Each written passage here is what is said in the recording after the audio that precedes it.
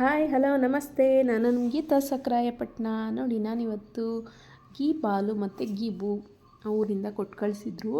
ಹಾಗಾಗಿ ಗೀಬು ಮಾಡೋಣ ಅಂದರೆ ಗಿಣ್ಣ ಮಾಡೋಣ ಅಂತ ಬಂದಿದ್ದೀನಿ ಗೀ ಬಾಲಿಂದ. ಇದು ಎಳೆಗಂಜಿ ಹಾಲು. ಇದರಿಂದ ಫಸ್ಟು ಒಂದನೇ ದಿವಸ ಎರಡನೇ ದಿವಸ ಕೊಡುತ್ತಲ್ಲ, ಅಲ್ಲಿಂದ ನಾನು ಮಾಡ್ತಾಯಿದ್ದೀನಿ.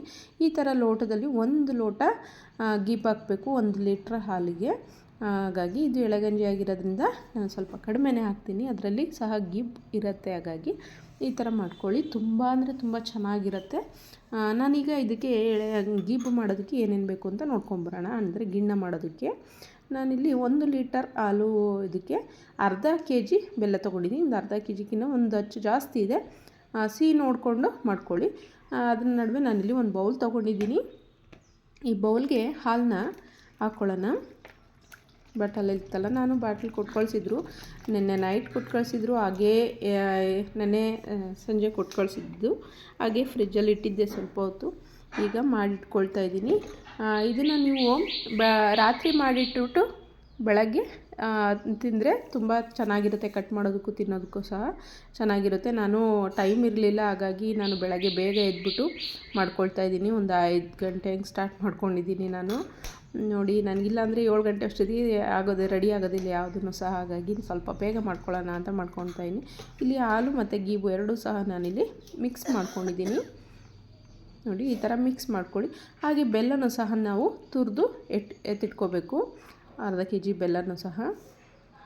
ಬೆಲ್ಲದಲ್ಲಿ ಇದೆಲ್ಲ ಇರುತ್ತಲ್ವ, ಸ್ವಲ್ಪ ಅದನ್ನು ಇದಕ್ಕೆ ಚೆನ್ನಾಗಿ ಮಿಕ್ಸ್ ಮಾಡ್ಕೋಬೇಕೀಗ. ಚೆನ್ನಾಗಿ ಅದನ್ನು ನೀಟಾಗಿ ತುರಿದಿರೋ ಅಂಥ ಬೆಲ್ಲನ ನೀಟಾಗಿ ಮಿಕ್ಸ್ ಮಾಡ್ಕೊಳ್ಳೋಣ. ನೀಟಾಗಿ ಮಿಕ್ಸ್ ಮಾಡ್ಕೊಂಡ ನಂತರ ನಾವಿಲ್ಲಿ ಅದನ್ನು ಚೆನ್ನಾಗಿ ಸೋದಿಸ್ಕೊಳ್ಳೋಣ. ನೋಡಿ ಎಷ್ಟು ಗಲೀಜು ಬರುತ್ತೆ. ಇಷ್ಟು ಹಾಲಿಗೆ ಏನು ಅಷ್ಟು ಗಲೀಜು ಬರ್ತಾಯಿದೆ. ಹಾಲಲ್ಲೇ ಇದ್ಬಿಡುತ್ತೆ ನೋಡಿರಿ. ಅದು ಕಪ್ಪು ಇರೋದೆಲ್ಲ ಬೆಲ್ಲದಲ್ಲಿರೋ ಅಂಥ ಗಲೀಜು. ಹಾಗಾಗಿ ಅದು ಹಾಲನ್ನ ಗೀಬಾಲ್ ಜೊತೆ ಬೆಲ್ಲನ ಮಿಕ್ಸ್ ಮಾಡಿದ ನಂತರ ನಾವಿಲ್ಲಿ ಈ ಥರ ಸೋಸ್ಕೋಬೇಕಾಗುತ್ತೆ ನೀಟಾಗಿ. ಅದು ಬೆಲ್ಲ ಗಟ್ಟಿಗಿರೋದನ್ನು ಸಹ ಇನ್ನೊಂದು ಸತಿ ಒಂದು ಸ್ಮ್ಯಾಶರ್ ತಗೊಂಡು ನಾನು ನೀಟಾಗಿ ಸ್ಮ್ಯಾಶ್ ಮಾಡಿಕೊಂಡು ಎಲ್ಲ ನೀಟಾಗಿ ಸೋದಿಸ್ಕೊಂಡ ನಂತರ ನನಗೆ ಈ ಥರ ಕ್ಲಿಯರ್ ಆಯಿತು. ಈ ನಡುವೆ ನಾನಿಲ್ಲಿ ಸ್ವಲ್ಪ ಇದಕ್ಕೆ ಏಲಕ್ಕಿ ಹಾಕೋಣ. ಏಲಕ್ಕಿ ಪೌಡರ್ ಅಥವಾ ಏಲಕ್ಕಿ ಕುಟ್ಟಿ ಹಾಕಿದ್ರೂ ಆಗುತ್ತೆ. ನಾನು ಏಲಕ್ಕಿ ಕುಟ್ಬಿಟ್ಟು ಹಾಕ್ತೀನಿ. ಈ ಥರ ಮೇಲ್ಮೇಲೆ ಇರೋದಕ್ಕೆ ಒಂಥರ ಚೆನ್ನಾಗಿರುತ್ತೆ. ಟೇಸ್ಟು ಸ್ಮೆಲ್ಲು ಸಹ ಅಷ್ಟು ಚೆನ್ನಾಗಿರುತ್ತೆ ಗೀಬಲ್ಲಿ ಗಿಣ್ಣ ಮಾಡಿದಾಗ. ಹಾಗಾಗಿ ನಾನಿಲ್ಲಿ ಈ ಥರ ಹಾಕ್ಕೊಳ್ತಾಯಿದ್ದೀನಿ. ಇದನ್ನ ಹಾಕಿ ಏಲಕ್ಕಿ ಹಾಕಿದ ನಂತರ ಸಹ ಈ ಥರ ಮಿಕ್ಸ್ ಮಾಡ್ಕೋಬೇಕು. ಈಗ ಇದಕ್ಕಾಗುವಂಥ ಪ್ಲೇಟ್ನ ಒಂದು ಅಗಲ ಪಾತ್ರೆ ತೊಗೊಳ್ಳಿ. ಇದು ಕಟ್ ಮಾಡೋದಕ್ಕೆಲ್ಲ ಈಸಿ ಆಗುತ್ತೆ. ಪ್ಲೇಟ್ನ ಮುಚ್ಚಿಡೋಣ. ಈಗ ಸ್ಟವ್ ಆನ್ ಮಾಡಿಕೊಂಡು ಒಂದು ದೊಡ್ಡ ಪಾತ್ರೆ, ಅಗಲ ಪಾತ್ರೆ, ಈಗ ನಾವೇನು ಸೈಜಲ್ಲಿ ತೊಗೊಂಡಿದ್ದೀವಿ ಅದಕ್ಕಿಂತ ಒಂದು ಸ್ವಲ್ಪ ದೊಡ್ಡ ಸೈಜ್ ಪಾತ್ರೆನ ನಾವಿಲ್ಲಿ ತೊಗೋಬೇಕಾಗುತ್ತೆ. ಗೀಬಾಲ್ ಹಾಕಿದ್ದೀವಲ್ಲ, ಅದಕ್ಕಿಂತ ಒಂದು ಸ್ವಲ್ಪ ದೊಡ್ಡ ಸೈಜ್ ಪಾತ್ರೆ ತೊಗೊಂಡು ಅದಕ್ಕೆ ಸ್ವಲ್ಪ ತಳಕ್ಕೆ ನೀರು ಹಾಕೋಣ. ಒಂದು 2 ಕಪ್ಪಷ್ಟು ನೀರು ಹಾಕ್ಕೊಳ್ಳೋಣ. ಅದಾದ ನಂತರ ನಾವಿಲ್ಲಿ ಪಾತ್ರೆ ತಳದಲ್ಲಿ ಬಿಸಿಗೆ ಅಂತ ಇಡೋಕ್ಕೆ ಯೂಸ್ ಮಾಡ್ತೀವಲ್ಲ, ಆ ಥರದ್ದು ರಿಂಗ್ಸ್ನ ನಾನಿಲ್ಲಿ ಯೂಸ್ ಮಾಡಿದ್ದೀನಿ. ಇಲ್ಲ ನೀವು ಅದಿಲ್ಲ ಅಂದರೆ ಪ್ಲೇಟ್ ಸಹ ಹಾಕ್ಕೋಬೋದು. ಅಂದರೆ ಅದಕ್ಕೆ ಡೈರೆಕ್ಟಾಗಿ ತಳಕ್ಕೆ ಕೂರಬಾರ್ದು ಪಾತ್ರೆ ಅಂತ ಅಷ್ಟೇ. ಈ ಥರ ಇಟ್ಬಿಟ್ಟು ರಿಂಗ್ಸ್ ಇಟ್ಬಿಟ್ಟು ನಾನು ಮಧ್ಯದಲ್ಲಿ ಈ ಥರ ಗೀಬಾಲ್ ರೆಡಿ ಮಾಡಿರುವಂಥ ಪಾತ್ರೆನಿಟ್ಟು ನೀಟಾಗಿ ಅದಕ್ಕೆ ಕರೆಕ್ಟಾಗುವಂಥ ಲಿಡ್ನ ಕ್ಲೋಸ್ ಮಾಡ್ಕೊಳ್ತೀನಿ ಒಂದು ಪ್ಲೇಟ್ನ ತೊಗೊಂಡು. ಅದಾದ ನಂತರ ಇದಕ್ಕೂ ಸಹ ದೊಡ್ಡ ಇನ್ನೊಂದು ಪ್ಲೇಟ್ ತೊಗೊಂಡು ನಾವು ಮತ್ತೆ ಹಿಂಗೆ ನೀಟಾಗಿ ಕ್ಲೋಸ್ ಮಾಡ್ಕೋಬೇಕು. ಕ್ಲೋಸ್ ಮಾಡಿಕೊಂಡು ಇದನ್ನು 10 ನಿಮಿಷ ಕರೆಕ್ಟ್ ಟೈಮ್ 10 ನಿಮಿಷ ನೋಡಿಕೊಂಡು ಚೆನ್ನಾಗಿ ಬೇಯಿಸ್ಕೊಳ್ಳಿ. ಇದು ಚೆನ್ನಾಗಿ ಬೇಯಲಿ.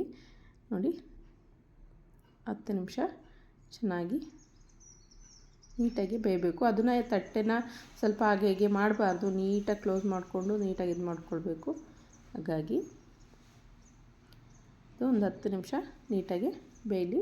2 ಪ್ಲೇಟ್ಗಳನ್ನ, ಒಳಗಳು ಪ್ಲೇಟು ಮತ್ತು ಮೇಲ್ಗಡೆ ಪ್ಲೇಟ್ ಕ್ಲೋಸ್ ಮಾಡಿರ್ತೀವಲ್ಲ, ಎರಡೂ ಸಹ ಎಲ್ಲೂ ಏರ್ ಹೋಗ್ದಂಗೆ ನೀಟಾಗಿ ಕ್ಲೋಸ್ ಮಾಡ್ಕೊಳ್ಳೋಣ. ನೋಡಿ, ಈ ಥರ ದೊಡ್ಡ ಪಾತ್ರೆ ಇಟ್ಕೊಂಡಿದ್ದೀನಿ ನಾನು. 10 ನಿಮಿಷ ನಮ್ಮ ಟೈಮ್ ನೋಡಿಕೊಂಡು ಬೇಯಿಸ್ಕೊಳ್ಳಿ. ಇಲ್ಲಿ ನಾವಿಲ್ಲಿಗೆ ಇದ್ರ ಜೊತೆಗೆ ನಾವು ಗಿಣ್ಣು ಬೇಯಿಸೋಕೆ ಇಟ್ಟಿದ್ದೀವಲ್ಲ, ಗಿಣ್ಣು ಹಾಗೇ ತಿಂದರೆ ಅಷ್ಟು ಚೆನ್ನಾಗಿರಲ್ಲ. ಈಗ ಅದ್ರ ಜೊತೆ ರೊಟ್ಟಿ ಮಾಡ್ಕೊಳ್ಳೋಣ. ಅದಕ್ಕೆ ನಾನು ರೊಟ್ಟಿ ಮಾಡ್ಕೊಳ್ಳೋಕ್ಕೆ ರೊಟ್ಟಿ ಸರಿ ಮಾಡ್ಕೊಳ್ತಾಯಿದ್ದೀನಿ. ನೋಡಿ, ಈ ಥರ ನೀರು ಕುಡಿಯೋ ಕಪ್ಪಲ್ಲಿ ಒಂದು 2 ಕಪ್ಪಷ್ಟು ನಾನು ನೀರು ಹಾಕ್ಕೊಳ್ತಾಯಿದ್ದೀನಿ. ಅಂದರೆ ನನಗೆ 1 ಟೈಮ್ಗೆ ರೊಟ್ಟಿ ಮಾಡ್ಕೊಳ್ತಾಯಿದ್ದೀನಿ. ಬೆಳಗ್ಗೆ ಟಿಫನ್ಗೆ ಮಾಡ್ಕೊಳ್ತಾಯಿದ್ದೀನಿ ಇದನ್ನು. ಒಂದು ಟೈಮ್ಗೆ ರೊಟ್ಟಿ ಮಾಡ್ಕೊಂಡು ಒಂದು 2 ಲೋಟ ನೀರು ಹಾಕ್ಕೊಂಡು ಸ್ವಲ್ಪ ಉಪ್ಪು ಹಾಕ್ಕೊಂಡು ಚೆನ್ನಾಗಿ ನೀರನ್ನ ಕಾಯಿಸ್ಕೊಳ್ಳೋಣ. ಚೆನ್ನಾಗಿ ಕುದಿ ಬರಬೇಕು ನೀರು. ಆಗ ನಾನಿಲ್ಲಿ ರೊಟ್ಟಿ ಹಿಟ್ಟು ಅಂದರೆ ಅಕ್ಕಿ ಹಿಟ್ಟು ಮತ್ತು ಗೋಧಿ ಇದ್ರದ್ದು ಜೋಳದ ಹಿಟ್ಟು ಎರಡೂ ಸಹ ಮಿಕ್ಸ್ ಮಾಡ್ಕೊಂಡಿದ್ದೀನಿ. ಇಲ್ಲಿ ಇದನ್ನ ಹಾಕ್ಕೊಂಡು ಚೆನ್ನಾಗಿ ಮಿಕ್ಸ್ ಮಾಡ್ಕೋಬೇಕು. ಬಿಸಿ ನೀರಿಗೆ ಹಾಕ್ಕೊಂಡ ತಕ್ಷಣವೇ ಅದನ್ನು ಹಾಗೆ ಬಿಡಬಾರ್ದು. ಗಂಟಾಗೋಕ್ಕೆ ನೀಟಾಗಿ ಚೆನ್ನಾಗಿ ಎಲ್ಲ ಒಡ್ಕೊಂಡು ಅದನ್ನು ಹಿಟ್ಟನ್ನೆಲ್ಲ ಒಡ್ಕೊಂಡು ನೀಟಾಗಿ ಮಿಕ್ಸ್ ಮಾಡ್ಕೋಬೇಕು. ಈ ಥರ ನೋಡಿ, ಈ ಥರ ಬರಬೇಕು ನಮಗೆ. ಆವಾಗ ಚೆನ್ನಾಗಿ ಮಿದಿಯೋಕ್ಕೂ ಚೆನ್ನಾಗುತ್ತೆ, ರೊಟ್ಟಿನೂ ಸಹ ಸ್ಮೂತಾಗಿ ಚೆನ್ನಾಗಿ ಬರುತ್ತೆ. ಅದ್ರ ಜೊತೆಗೆ ನಾವಿಲ್ಲಿ ಒಂದು ಚಟ್ನಿ ಮಾಡ್ಕೊಳ್ಳೋಣ. ನೋಡಿರಿ, ನಾನಿಲ್ಲಿ ಚಟ್ನಿಗೆ ಒಂದು ಅರ್ಧ ಈರುಳ್ಳಿ ಕಟ್ ಮಾಡಿದ್ದೀನಿ, ಒಂದು ಬೆಳ್ಳುಳ್ಳಿ, ಸ್ವಲ್ಪ ಕೊತ್ತಂಬರಿ, ಒಂದು ಉಂಡೆ ಅಷ್ಟು, ಒಂದು ಬೆಳ್ಳುಳ್ಳಿ ಗಾತ್ರ ಚಿಕ್ಕ ಬೆಳ್ಳುಳ್ಳಿ ಗಾತ್ರ ಹುಣ್ಸೆಹಣ್ಣು ತೊಗೊಂಡಿದ್ದೀನಿ. ಈರುಳ್ಳಿ ಒಗ್ಗರಣೆ ಕಟ್ ಮಾಡಿ ಇಟ್ಕೊಂಡಿದ್ದೀನಿ. ಇಲ್ಲಿ ಕಾಯಿ ತುರಿನ ಸಹ ನಾನು ಸ್ವಲ್ಪ ತೊಗೊಂಡಿದ್ದೀನಿ. ಅದಾದ ನಂತರ ನಾನು ಕಾಯಿನ ಆಲ್ಮೋಸ್ಟ್ ಒಂದು ಟೈಮ್ ತುರಿದು ಫ್ರಿಜ್ಜಲ್ಲಿ ಎತ್ತಿಟ್ಕೊಂಡ್ಬಿಡ್ತೀನಿ. ನಾನು ಒಗ್ಗರಣೆಗೆ ಈರುಳ್ಳಿನ ಸಹ ತೊಗೊಂಡಿದ್ದೀನಿ. ಆಗಲೇ ಜಾರಿಗೆ ಇಲ್ಲಿ ಏನು ಬೇಕು ಹಾಕ್ಕೊಳ್ಳೋಣ. ಆ ನಡುವೆ ನಾವಿಲ್ಲಿ ಇದು ಕಡಲೆಬೇಳೆ ಚಟ್ನಿ ನಾನು ಮಾಡ್ತಿರೋದು.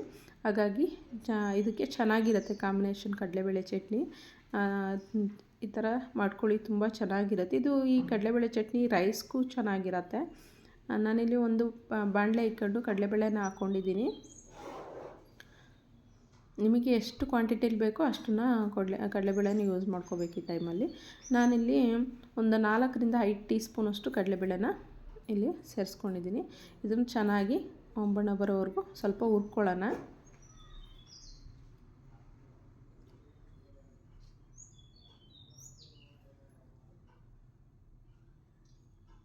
ನೋಡಿ, ನಾನು ನೀಟಾಗಿ ಅದನ್ನು ಹುರ್ಕೋಬೇಕು. ಹುರ್ಕೊಂಡಷ್ಟು ಚೆನ್ನಾಗಿರುತ್ತೆ, ಕಮ್ಮಗೆ ಒಂಥರ ಟೇಸ್ಟ್ ಚೆನ್ನಾಗಿರುತ್ತೆ. ಹಾಗೆ ನನ್ನ ಚಾನಲ್ ಯಾರೆಲ್ಲ ಹಾಗೆ ನೋಡ್ತಿದ್ದೀರಾ ಪ್ಲೀಸ್ ಸಬ್ಸ್ಕ್ರೈಬ್ ಮಾಡಿಕೊಂಡು ನೋಡಿ. ಹಾಗೆ ವಿಡಿಯೋಗೊಂದು ಲೈಕ್ ಮಾಡಿ, ಸಂಪೂರ್ಣ ವಿಡಿಯೋ ನೋಡಿ ಸಪೋರ್ಟ್ ಮಾಡಿ.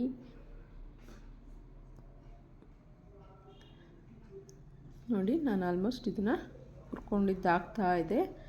ಒಂದು 5 ಫ್ಲೇಮಲ್ಲಿ ಹುರಿದ್ಬಿಟ್ರೆ ಕಪ್ಪಾಗೋ ಚಾನ್ಸಸ್ ಇರುತ್ತೆ. ಹಾಗಾಗಿ ಮೀಡಿಯಮ್ ಫ್ಲೇಮಲ್ಲಿ ಇಟ್ಟು ಹುರ್ಕೊಳ್ಳಿ ಚೆನ್ನಾಗಿ. ಇದು ಕಡಲೆಬೇಳೆ ಹುರ್ಕೋಬೇಕು.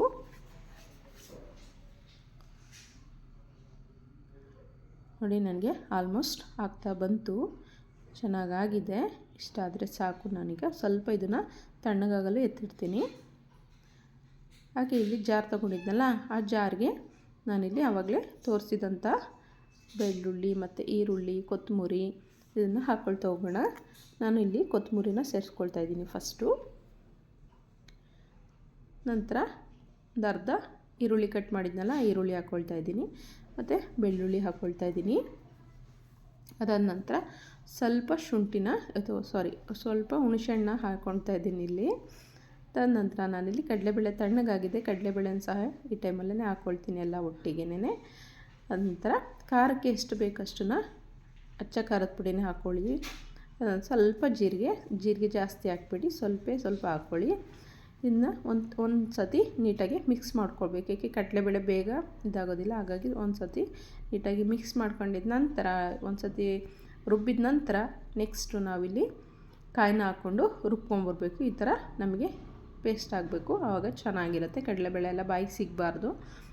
ಈಗ ಸಿಕ್ಕಿದ್ರೆ ಅಷ್ಟು ಟೇಸ್ಟ್ ಬರೋದಿಲ್ಲ, ಚೆನ್ನಾಗೋದಿಲ್ಲ.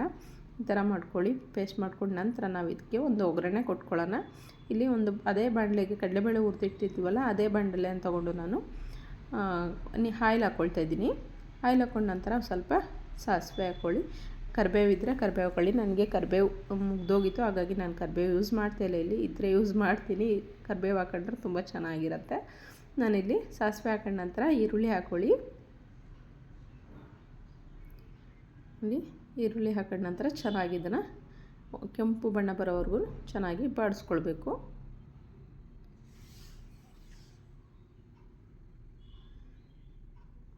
ನೋಡಿ, ನನಗೆ ಕಲರ್ ಚೇಂಜ್ ಆಯಿತು ಈರುಳ್ಳಿದು. ಈ ಟೈಮಲ್ಲಿ ನಾನೀಗ ಅದು ಮಿಶ್ರಣ ರುಬ್ಬಿಟ್ಟಿದ್ನಲ್ಲ ಖಾರ ಎಲ್ಲ, ಆ ಖಾರನ ಇದಕ್ಕೆ ಸೇರಿಸ್ಕೊಳ್ತೀನಿ. ಚಟ್ನಿ ರುಬ್ಬಿಟ್ಟಿದ್ನಲ್ಲ, ಆ ಚಟ್ನಿನ ಸಹ ಇದಕ್ಕೆ ಸೇರಿಸ್ಕೊಂಡು ಒಂದು ಒಳ್ಳೆ ಅರೋಮಾ ಬರುತ್ತೆ, ತುಂಬ ಟೇಸ್ಟಿಯಾಗಿರುತ್ತೆ. ಇದಕ್ಕೆ ನಾನು ಆಗಲೇ ಹೇಳ್ದಂಗೆ ಇದಕ್ಕೆ ರೈಸ್ಗೂ ಸಹ ಚೆನ್ನಾಗಿರುತ್ತೆ. ಚಪಾತಿ ರೊಟ್ಟಿ ಇದಕ್ಕೆಲ್ಲದಕ್ಕೂ ತುಂಬ ಚೆನ್ನಾಗಿರುತ್ತೆ ಈ ಥರ ಕಾಂಬಿನೇಷನಲ್ಲಿ. ಸಾಂಬಾರಲ್ಲಿ ತಿಂದು ಬೋರ್ ಆಗಿದೆ ಅಂತಂದಾಗ ಈ ಥರ ಮಾಡಿಕೊಂಡ್ರೆ ತುಂಬ ಅಂದರೆ ತುಂಬ ಚೆನ್ನಾಗಿರುತ್ತೆ.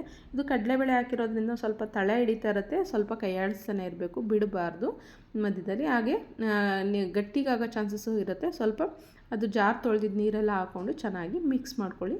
ನಿಮಗೆ ಎಷ್ಟು ಕ್ವಾಂಟಿಟಿಲಿ ಬೇಕೋ ಅಷ್ಟನ್ನು ಮಿಕ್ಸ್ ಮಾಡ್ಕೊಳ್ಳಿ. ಇಲ್ಲಿ ಉಪ್ಪನ್ನ ನಾನು ರುಚಿಗೆ ತಕ್ಕಷ್ಟು ಉಪ್ಪನ್ನ ಹಾಕ್ಕೊಂಡಿದ್ದೀನಿ. ನಾನು ಪುಡಿ ಉಪ್ಪನ್ನು ಬಳಸ್ಕೊಳ್ತಾ ಇದ್ದೀನಿ ಇದರಲ್ಲಿ. ಉಪ್ಪನ್ನ ಹಾಕ್ಕೊಂಡು ಚೆನ್ನಾಗಿ ಮಿಕ್ಸ್ ಮಾಡ್ಕೊಳ್ಳೋಣ. ನಾನಿಲ್ಲಿ ರೊಟ್ಟಿಗೆ ಬೇಕಾಗಿರೋದ್ರಿಂದ ಸ್ವಲ್ಪ ಗಟ್ಟಿಗೆ ಮಾಡ್ಕೊಂಡಿದ್ದೀನಿ. ರೈಸ್ಗಾದರೆ ಒಂದು ಸ್ವಲ್ಪ ಇದರ ಮಾಡ್ಕೊಳ್ಳಿ, ಇಲ್ಲ ಇಷ್ಟು ಮಾಡಿಕೊಂಡ್ರು ಓಕೆ ಚೆನ್ನಾಗಿರುತ್ತೆ. ಬಟ್ ಅದನ್ನು ಹಾಗೆ ಬಿಡಬೇಡಿ, ಕೈ ಆಡಿಸ್ತೀರಿ. ಅದರ ನಡುವೆ ನಾನಿಲ್ಲಿ ಗಿಣ್ಣು ಬೇಯೋಕ್ಕೆ ಇಟ್ಟಿದ್ನಲ್ಲ, ಗಿಣ್ಣು ಸಹ ನನಗೆ ರೆಡಿಯಾಗಿದೆ ನೋಡಿ. 10 ನಿಮಿಷ ಕರೆಕ್ಟ್ ಟೈಮಲ್ಲಿ ನಾವು ಬೇಯಿಸ್ಕೊಳ್ಬೇಕು. ಈ ಫ್ಲೇಮಲ್ಲೇ ಇಟ್ಕೊಂಡು ಒಂದು ಸತಿ ನೀವು ಈ ಥರ ಹಿಂಗೆ ಅದು ಬೆಂದಿದೆ ಹೇಗೆ ಅಂತ ಗೊತ್ತಾಗೋದಕ್ಕೆ ಈ ಥರ ಓಪನ್ ಮಾಡಿಬಿಟ್ಟು ಒಂದು ಸ್ಪೂನ್ ತೊಗೊಂಡು ನೀರಲ್ಲಿ ನೆನೆಸ್ಬಿಟ್ಟು ಈ ಥರ ಚೆಕ್ ಮಾಡಿ. ಅದಕ್ಕೆ ಏನು ಅಂಟ್ಕೊಂಡಿಲ್ಲ ಅಂತಂದರೆ ಬೆಂದಿದೆ ಅಂತ, ಅದು ಹಾಲಲ್ಲಿ ಥರ ಅಂಟಿದೆ ಅಂತಂದರೆ ನಿಮಗೆ ಬೆಂದಿಲ್ಲ ಅಂತ. ಈಗ ನನಗೆ ಆಲ್ಮೋಸ್ಟ್ ಬೆಂದಿದೆ ನೋಡಿ, ನಾನೀಗ ನಿಮಗೆ ತೋರಿಸಿದ್ದಾಯಿತು.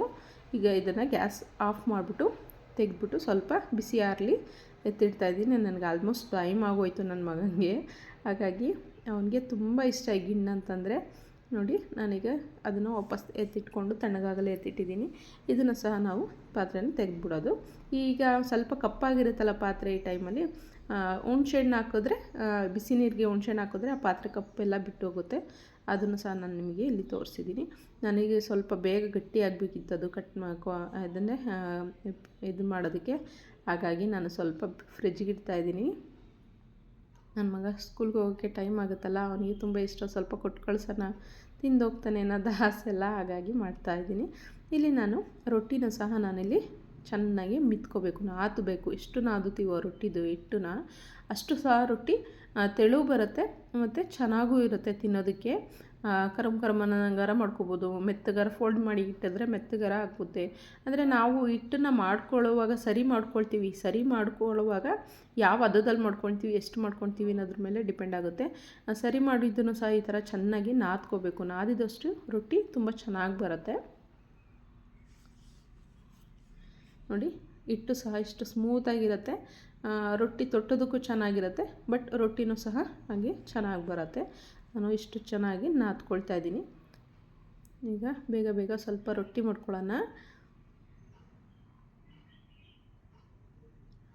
ನೋಡಿ. ಈ ಥರ ತೊಟ್ಟಿದಾರ ತೊಟ್ಕೋಬೋದು, ಇಲ್ಲ ಹೊಸ್ಕೊಂಡಾರ ಹೊಸ್ಕೋಬೋದು, ಎಲ್ಲ ತೊಡಿಲಿ ಅಥವಾ ಚಪಾತಿ ಹೊಸಿಯೋ ಇದರಲ್ಲಿ ಹೊಸ್ಕೋಬೋದು. ನಾನಿಲ್ಲಿ ರೊಟ್ಟಿನ ತೊಟ್ಕೊಂಡಿದ್ದಾಯಿತು. ಈಗ ಟರ್ನ್ ಮಾಡಿಕೊಂಡು ಬೇಯಿಸ್ಕೊತಾ ಇದ್ದೀನಿ. ಎರಡೂ ಸೈಡು ನೀಟಾಗಿ ಬೇಯಿಸ್ಕೊಳ್ಬೇಕು.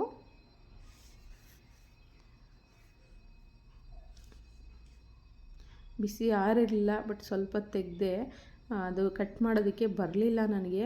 ಸ್ಪೂನಲ್ಲಿ ನನ್ನ ಮಗಂಗೆ ಟೈಮ್ ಆಯಿತು, ಅವನಿಗೆ ಕೊಡಮ್ಮ ಸ್ವಲ್ಪ ಕೊಡು ಅಂತಿದ್ದಾಗಾಗಿ ಅವನಿಗೆ ಸ್ವಲ್ಪ ತೆಗೆದು ಕೊಡ್ತಾಯಿದ್ದೀನಿ ನೋಡಿ. ಬಿಸಿ ಬಿಸಿ ಇದೆ, ಅವನಿಗೆ ತುಂಬ ಇಷ್ಟ. ಇದು ತಣ್ಣಗಾದ್ಮೇಲೆ ಈ ಥರ ಕಟ್ ಮಾಡ್ಬೋದು ನಾವು. ಈ ಥರ ಕಡೆ ಸೈಡ್ ಇದು ಮಾಡಿಕೊಂಡು ಕಟ್ ಮಾಡ್ಬೋದು. ಬಟ್ ಈಗ ಕಟ್ ಮಾಡೋಕ್ಕೆ ಹೋದರೆ ಎಲ್ಲ ಮಿಕ್ಸ್ ಆಗೋ ಚಾನ್ಸಸ್ ಇರುತ್ತೆ, ಹಾಗಾಗಿ ಈಗ ಮಾಡ್ತಾಯಿಲ್ಲ ನಾನು. ಸ್ವಲ್ಪ ಹೊತ್ತು ಬಿಟ್ಟು ಫ್ರಿಜ್ಜಿಗಿಟ್ಟು ಮತ್ತೆ ತೆಗೆದು ಮಾಡಿದೆ ನೋಡಿ. ಈ ಥರ ನೀಟಾಗಿ ಕಟ್ ಮಾಡ್ಕೊಳ್ಳಿ.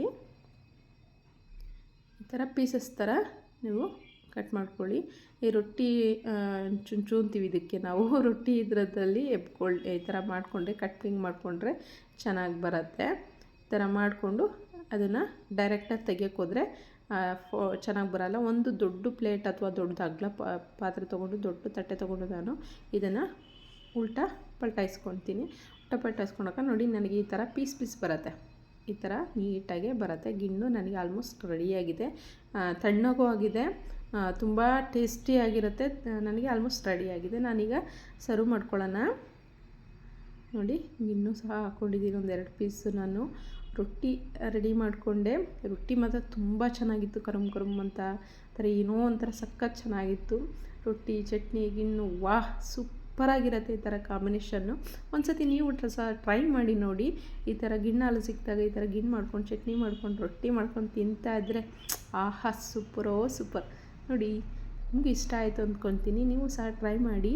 ಹಾಗೆ ಹೇಗಿತ್ತು ಅಂತೆಲ್ಲ ಕಮೆಂಟ್ ಬಾಕ್ಸಲ್ಲಿ ಹೇಗಿತ್ತು ಅಂತಲೇ ಹೇಳಿ, ಕಮೆಂಟ್ ಬಾಕ್ಸಲ್ಲಿ ಕಮೆಂಟ್ ಹಾಕಿ. Thank you for the watching. Bye.